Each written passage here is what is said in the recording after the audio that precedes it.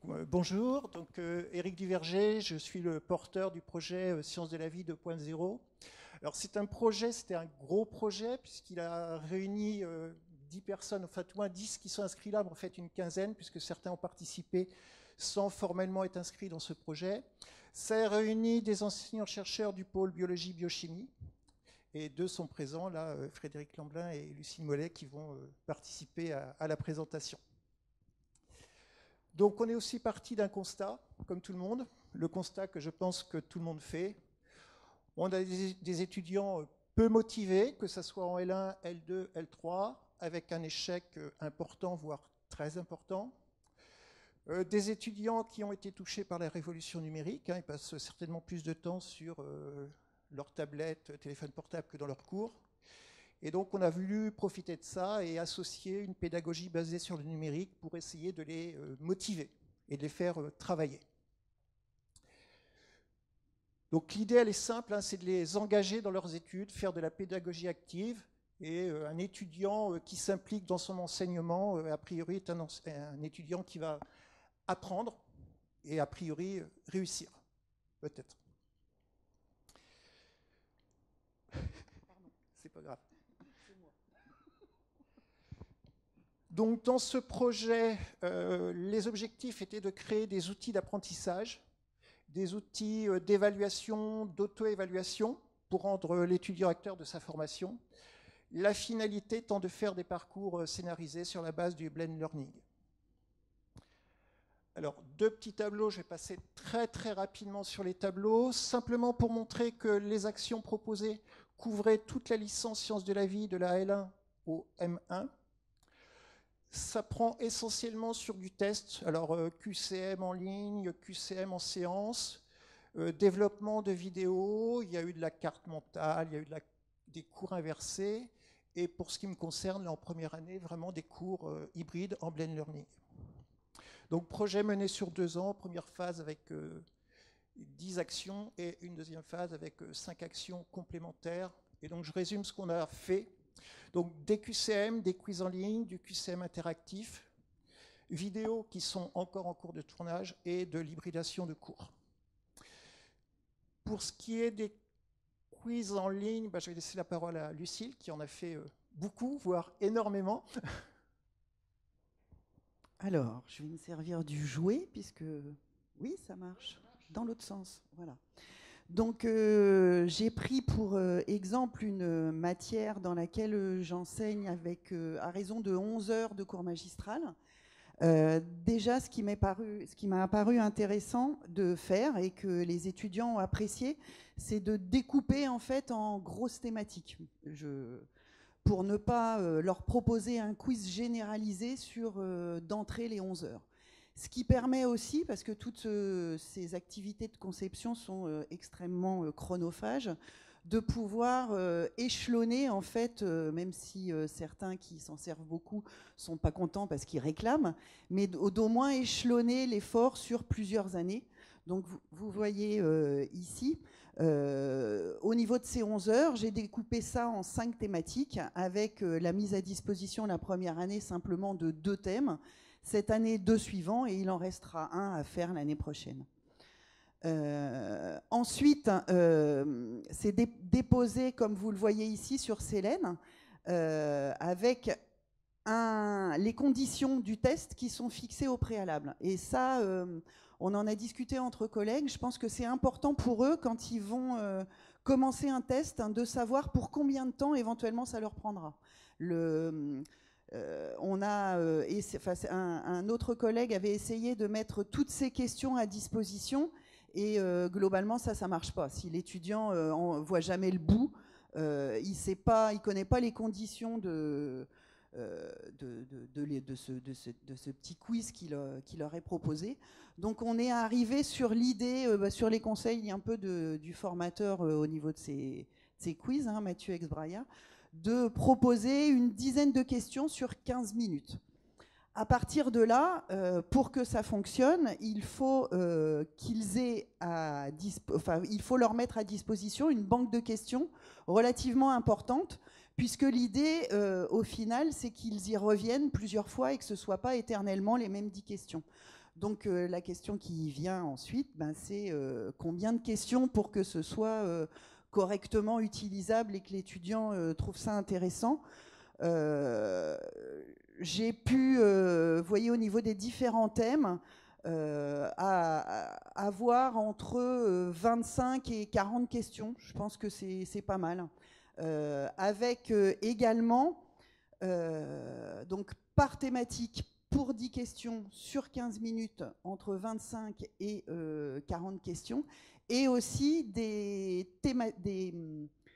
types de questions différentielles, c'est-à-dire pas tout le temps le même type d'exercice pour éviter que l'étudiant se lasse.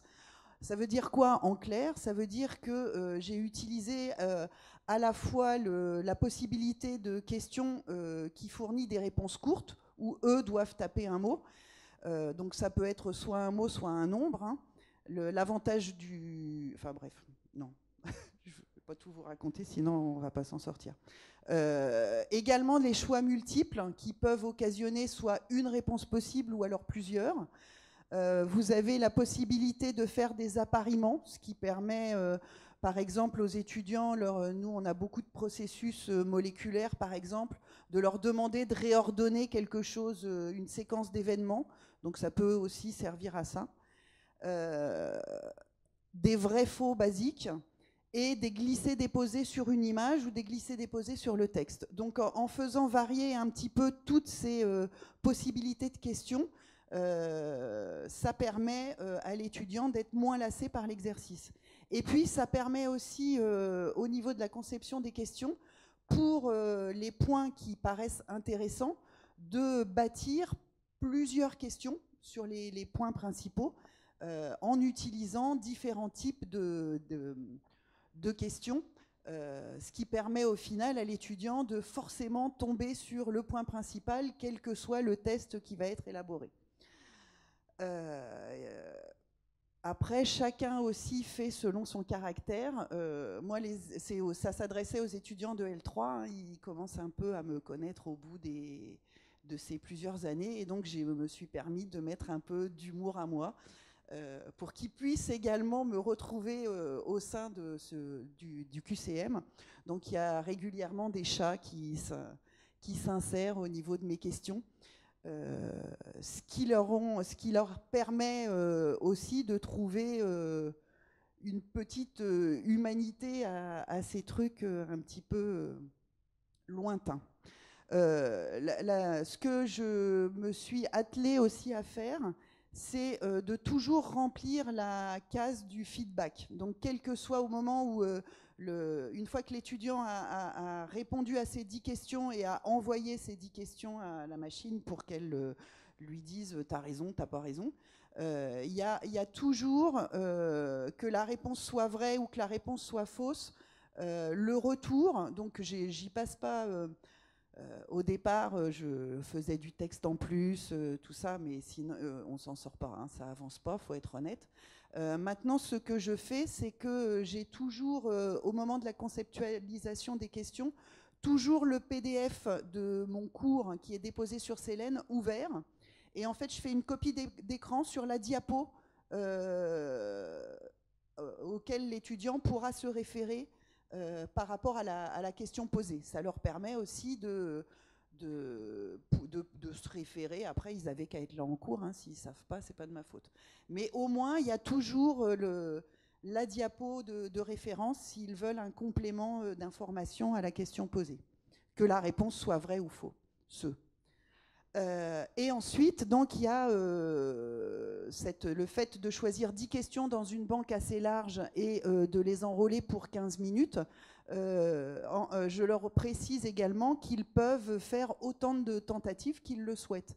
Et c'est là où on rejoint un peu le côté ludique du dispositif, parce que autant de tentatives que vous souhaitez faire, vous voyez que certains étudiants, en fait, aiment assez ça. Donc ceux qui accrochent, là vous voyez l'exemple de cette étudiante, elle est venue simplement 3 fois, hein, mais les 3 fois où elle s'est connectée, au final, elle a réussi à faire 9 tests pour celle-là. Et en fait, je pense que quand on regarde quand est-ce qu'elle s'arrête, hein, elle s'arrête là, quand elle a eu 20, ou alors pas loin. Et on voit que quelque part, il y a une distribution des notes. Donc ça, c'est pour le test le plus ancien qui est à disposition pour les étudiants depuis l'année dernière. Donc il y a ceux qui se connectent. Là, vous avez une échelle de notes, hein, si vous ne voyez pas de loin. Et ici, le nombre d'étudiants. Donc là, entre 0 et 7, il y a ceux qui se connectent pour voir, quoi. Et puis qui se disent, ben tiens, finalement, pour répondre à son truc, ça serait bien que j'apprenne un peu, sinon ça ne sert à rien. Et puis, clairement, ceux qui viennent ensuite, ce qu'ils cherchent à avoir, c'est une note forte. Ce que je fais aussi et je pense qui est important pour que l'étudiant adhère un peu au processus, à part l'humour et à part la banque de questions suffisamment large pour qu'ils aient l'impression de toujours faire un peu des choses différentes, c'est que je me sers les premiers temps de la mise à disposition du test, hein, je me sers de la fonction relecture de cette tentative. Et donc, je regarde pour au moins une fois par étudiant le test qui a été fait et je leur mets des petits mots parce que déjà, ça permet d'humaniser le dispositif. Ça permet aussi d'envisager des réponses auxquelles je n'aurais pas pensé mais qui ne sont pas fausses. Donc, ils sont contents aussi de voir que ce n'est pas complètement déshumanisé et que le prof regarde.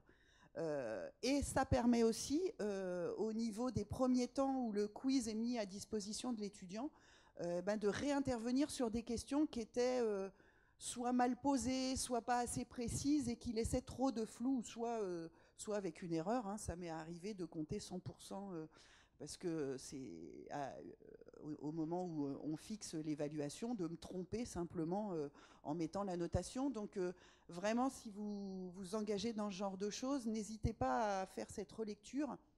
Déjà pour la véracité des réponses aux questions sur votre test, ça permet aux étudiants de mettre en évidence les éventuelles erreurs. Et puis, encore une fois, ça permet d'humaniser le dispositif.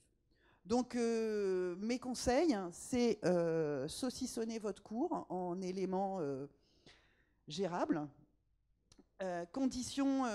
Fixez-leur les conditions dès le départ, en leur disant maximum 10 minutes sur 10 questions. 10 questions, en règle générale, ça leur prend pas plus de 5 à 6 minutes. Hein. Donc, vous voyez que les 15 minutes, on est large.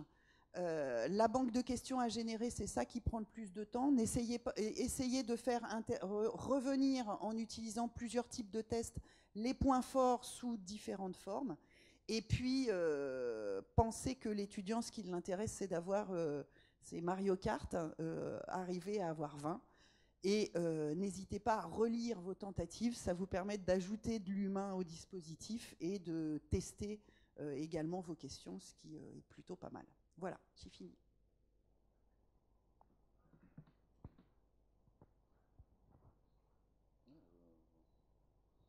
Donc moi, je me suis inscrit donc sur le projet porté par Éric Duverger dans une démarche un petit peu de faire évoluer ma pratique en cours magistral, en amphi, suite à une sensibilisation tout à fait personnelle, évidemment une prise de conscience par rapport à tout ça, la nécessité de faire évoluer un petit peu la façon dont on transmet à nos étudiants.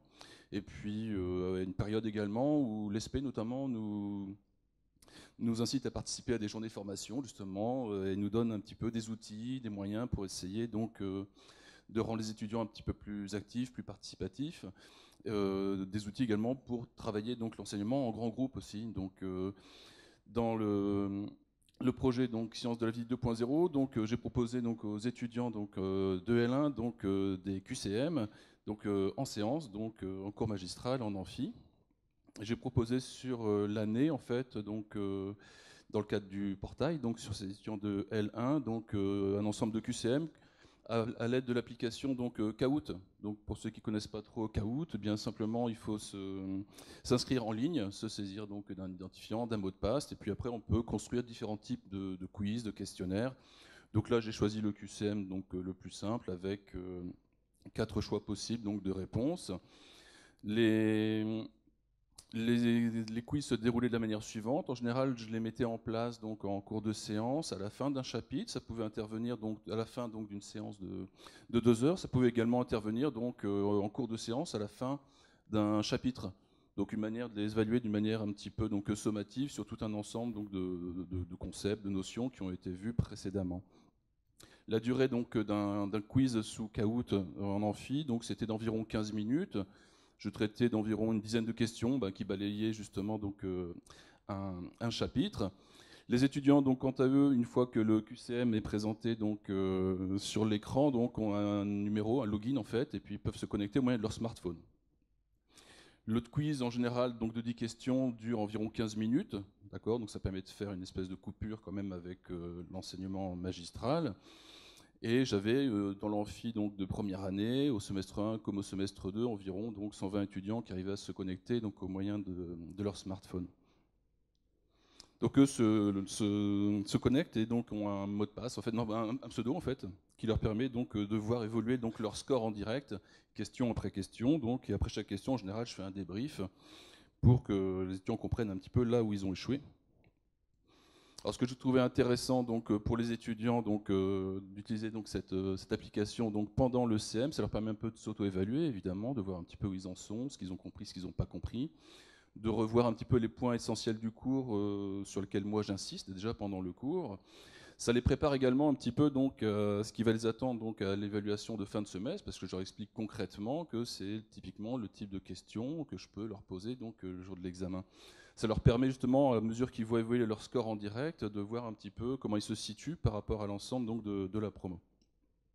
De mon point de vue, moi, ça me permet de voir un petit peu là où ils rencontrent des difficultés. Ça me permet d'évaluer un petit peu donc, ce qu'ils ont bien compris ou pas compris en retour. Hein. Ça me permet de les encourager un petit peu à avoir donc, une démarche de réflexion pendant le cours, d'accord, et pas être simplement passif. Donc ça les incite à être beaucoup plus actifs sur cette partie.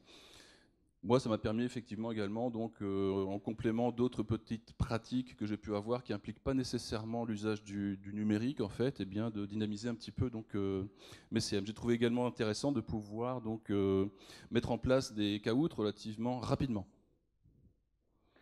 Donc au niveau du temps, c'est pas spécialement chronophage. Quelques petits soucis quand même, cependant. Donc j'ai eu des retours très positifs des étudiants, donc par sondage, donc à la fin des premiers quiz que j'ai pu proposer. Donc ils étaient demandeurs pour le cours suivant, donc la semaine qui suivait, en général, d'avoir à nouveau une activité de ce genre. Ils m'ont reproché en revanche de ne pas pouvoir réutiliser en fait les questions que je proposais à l'occasion de ces Kahoot qui avaient lieu en séance, pas pouvoir donc les retravailler a posteriori. Donc j'ai fait le choix donc, de faire des copies d'écran donc, de mes Kahoot et de les mettre à disposition donc, sur le NT par exemple. Il s'avère que les étudiants n'ont pas tous un smartphone, ça peut être un petit peu problématique quand même, donc c'est moins drôle effectivement quand on n'a pas de téléphone, mais on peut ceci dit quand même participer sans être forcément dans la liste des potentiels vainqueurs par exemple, du podium par exemple du test, au moins de répondre aux questions.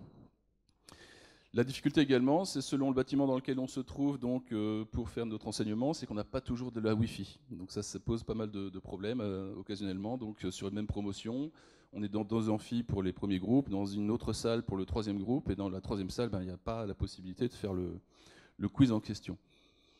Voilà un petit peu donc, ce que je vais vous raconter à propos donc, de l'utilisation du Kahoot. Ok, merci Fred. Dans le temps qui reste, qui est très court, je vais essayer de vous persuader de l'utilité de l'approche Blend Learning que j'avais mis en place en L1. Alors je suis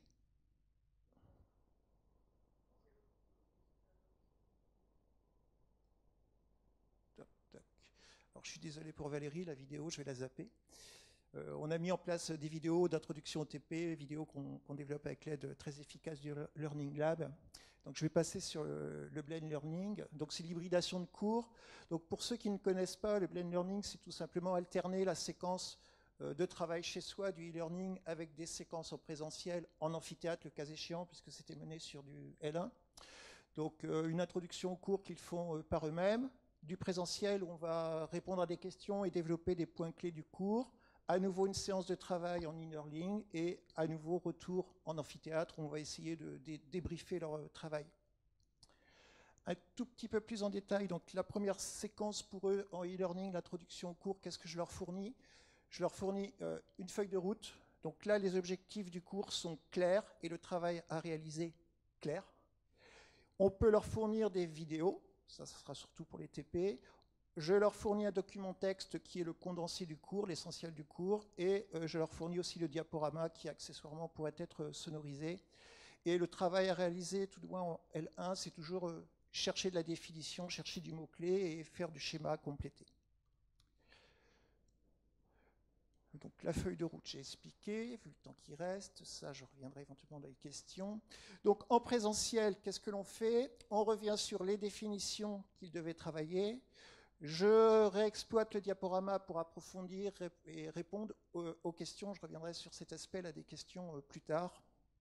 C'est un des points négatifs de cette approche.